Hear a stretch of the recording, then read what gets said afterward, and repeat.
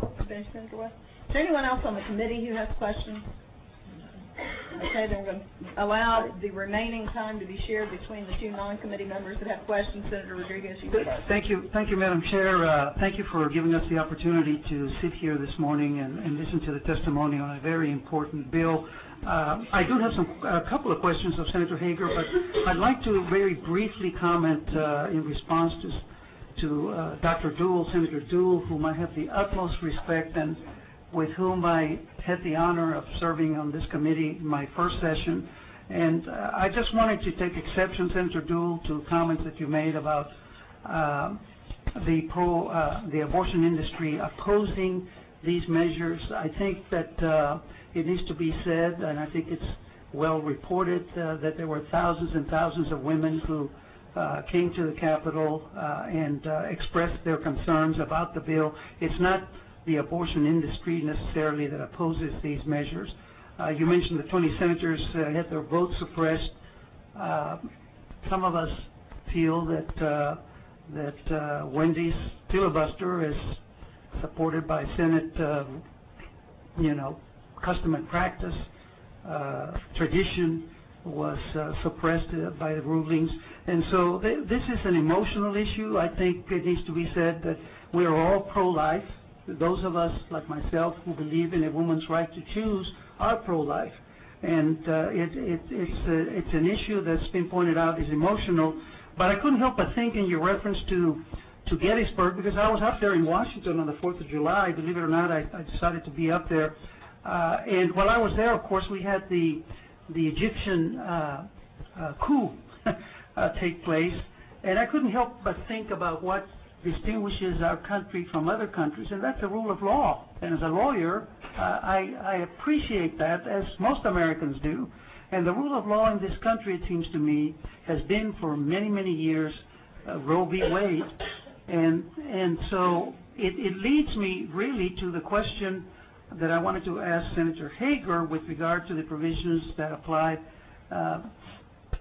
both to the fetal pain bill and to the provisions and to the surgical center provisions, ambulatory surgical center provisions. And Senator Rodesti was talking about the distances. I come from El Paso. There are not one, there is actually two clinics in El Paso that provide legal, safe abortion services, but in addition to that also provide, as we all know, preventive health care for women, breast screening, cancer screening tests, HIV tests, planning services, contraception services that are important, that if in fact, Senator Hegar, these clinics were to close because of the high standards and the high cost imposed by those standards, which are disputed by some of the medical profession as to whether they're necessary or not, would likely lead to the closure, it's estimated, of 37 out of 42 clinics throughout the state.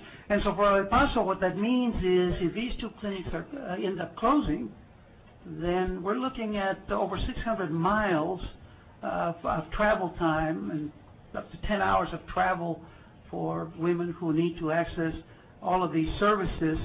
My fear is that in that area, because of past history, women will opt to go across the river or into Juarez, Mexico, and access services there, and might increase the possibility of problems as opposed to decrease them as the rules would impose under the surgical center provisions. And so my question to you is with regard to the 20-week pregnancy provisions. I think it was already mentioned that under Roe v. Wade, the Supreme Court has said, that up to 24 weeks is legal. Don't you think that these 20 weeks provisions are contrary clearly to the Supreme Court decision and therefore are subject to being held unconstitutional? No, I do not. As you know, why not? That's where I'm going, Senator. As you know, Roe v. Wade was based many years ago based on the aspect of viability of a child outside the womb. And this bill it is talking about a separate state interest of the fact that that child can feel pain. So even though there is a significant amount of medical advancements that have come a very long way in the last several decades, as far as viability outside the womb. Senator Zaffarini at the last committee hearing and I were sitting there looking at pictures of children at 20 weeks, 21 weeks, 22 weeks, and talking about that this bill is not basing the premise on viability, but a separate state interest based on the substantial amount of evidence of fetal pain. Well, I guess that's going to be the issue because we talked about what's happening in other states. As I was in D.C., again, I heard about North Carolina.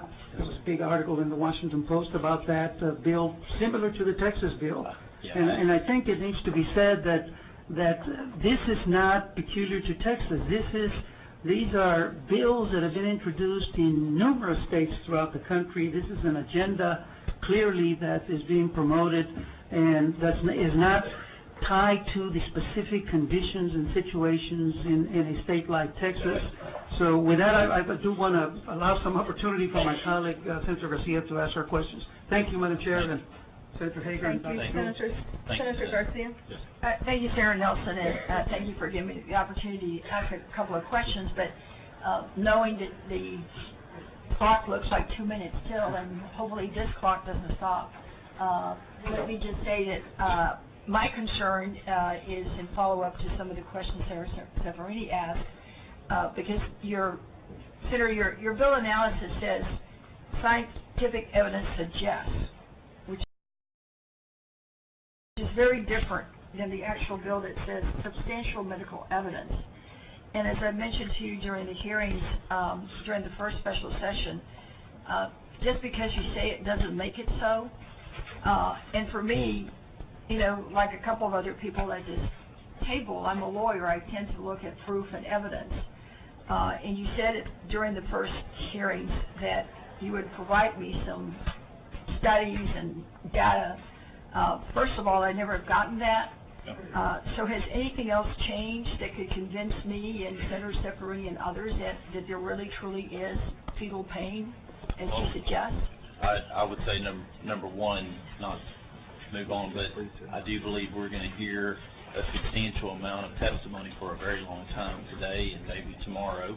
And I'm more than willing any time to sit down and visit with you on this bill or any other bill to go over the amount of research that I believe that is out there to essentially show that there is substantial medical evidence. Well, it's not been forthcoming, and again, if you have it, I'm happy to it'd be sit down great with for you you to share it so that Yes, we can ma'am. get the benefit of it.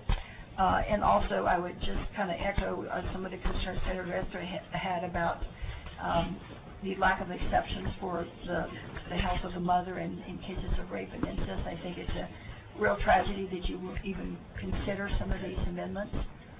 But I won't belabor the point. I know you and I can discuss it further. I now would like to turn to a couple of questions of the chair, if it's possible. It is not possible right now because I'm going to start public testimony, but you will have an opportunity to ask questions. All right, thank you, I can assure you of that.